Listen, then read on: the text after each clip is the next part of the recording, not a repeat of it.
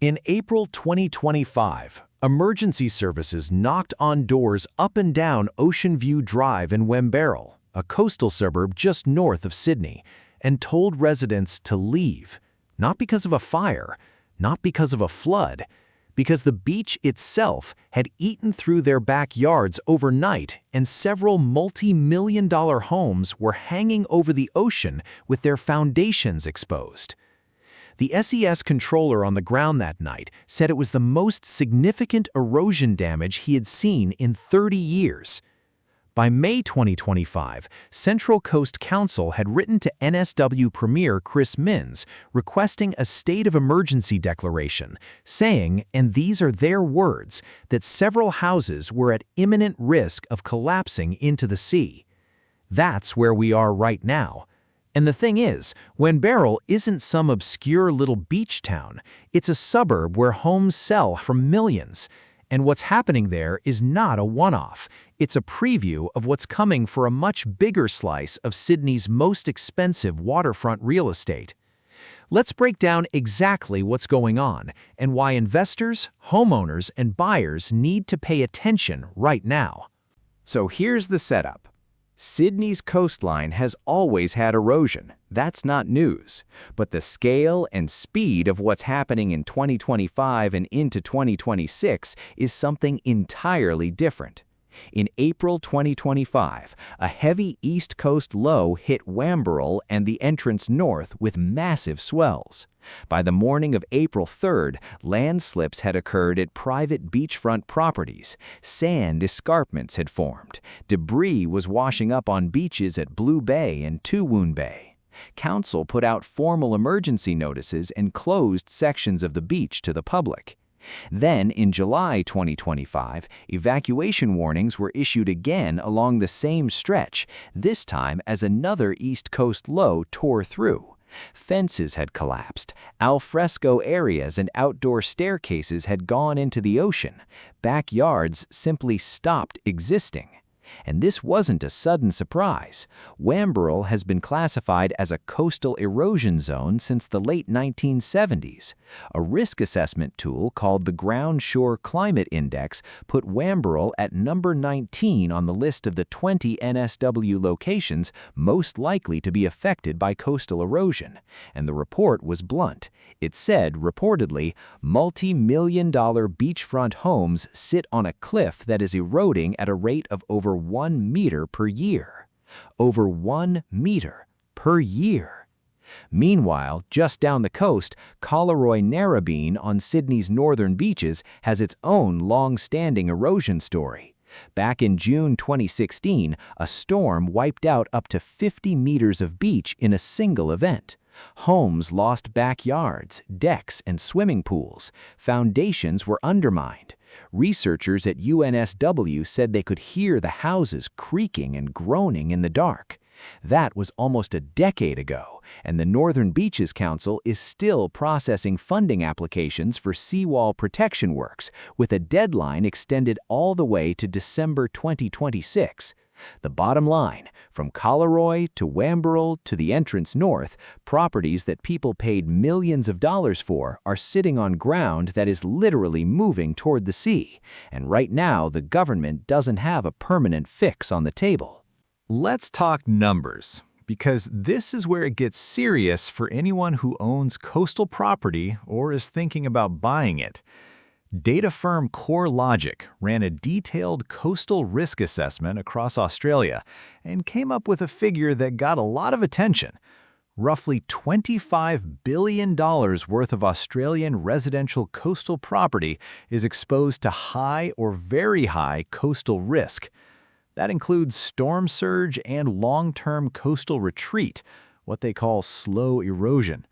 Within that, properties deemed very high risk, meaning they could be directly impacted by coastal retreat within 30 years, were valued at approximately $5.3 billion nationally.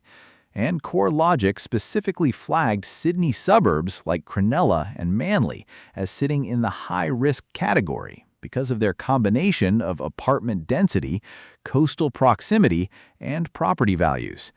Then there's the projection from the NSW government itself. According to a climate impact study cited by buyer's agency Buyer's Domain, by the year 2061, between 39,000 and 46,000 properties across New South Wales will be exposed to coastal flooding or erosion. That's not a fringe estimate, that's a government-linked figure. And in a worst-case national scenario, Australia's first-ever National Climate Risk Assessment, published in late 2025, warned that extreme weather events could hit property values by up to $570 billion by the end of this decade. That figure covers flooding, erosion, and storms combined. Now, on the insurance side, this is where things get uncomfortable for anyone holding a waterfront property right now. According to the Insurance Council of Australia, average home insurance premiums rose 28% nationally between 2022 and 2025. But that's the national average. In specific high-risk postcodes, those increases ran between 80 and 120%. And here's the thing that most waterfront homeowners don't realize. Standard home insurance in Australia generally does not cover coastal erosion as a standalone event. As insurer information site CanStar explained, home insurance providers typically do not cover loss or damage caused by erosion by itself. Some may cover it only if erosion occurs within 72 hours of an insured storm event. So you could watch your backyard fall into the ocean after a prolonged period of coastal retreat, and your insurer says not covered. For a luxury waterfront home in Sydney's eastern suburbs, the gap is even starker. Data from a real estate report from earlier this year showed that a $12 million property in Vaucluse with harbor frontage could be paying between $18,000 and $25,000 annually in combined building and contents insurance, compared to around $8,000 for an equivalent inland home in Woollahra. That's the waterfront premium before you even factor in strata fees, seawall maintenance costs, and the risk that your insurer may not pay out when the ground starts moving. Here's the fascinating part of this story, and it explains why the problem has been allowed to get this far. Research published by Domain found that historically, coastal erosion risk has had essentially no effect on property prices in affected suburbs. None. In fact, their data showed that homes built close to the coast command a price premium of around 20% even when those properties face documented erosion risks. Domain's chief of research, Dr. Nicola Powell, said it directly. Lifestyle trumps those kinds of risks. Buyers fell in love with the view, the beach access, the address, and the risk just didn't enter the equation. But that's starting to crack. A new generation of buyers is coming into the market with far more awareness of climate risk. Risk assessment tools are now commercially available. Products like the Ground Shore Climate Index let buyers pay a small fee to pull a detailed erosion, flood, and fire risk report on any property before they buy. That didn't exist a few years ago. More significantly, the regulatory environment is shifting. APRA, Australia's banking regulator, published its corporate plan for 2025-26, explicitly stating that declining insurance coverage among borrowers could expose banks to greater climate-related losses. And the RBA's March 2026 Financial Stability Review stated plainly that home insurance affordability remains a challenge and could have systemic implications over time. APRA also has its Climate Vulnerability Assessment for the general insurance sector due RID 2026, and whatever that report says, it is expected to flow directly into how banks assess loan risk on coastal properties. The direction of travel here is clear. Lenders are going to start pricing in coastal erosion risk when writing mortgages on beachfront homes.